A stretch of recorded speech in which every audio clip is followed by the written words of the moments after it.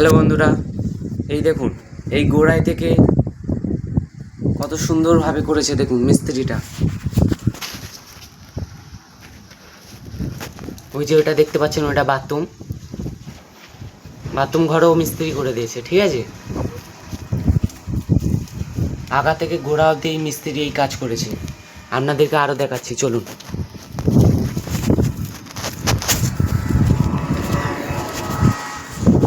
এই দেখুন,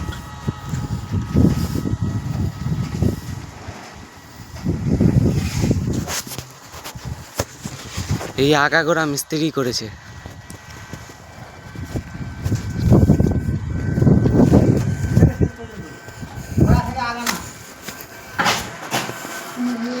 এই ঘর ফর সব করছে,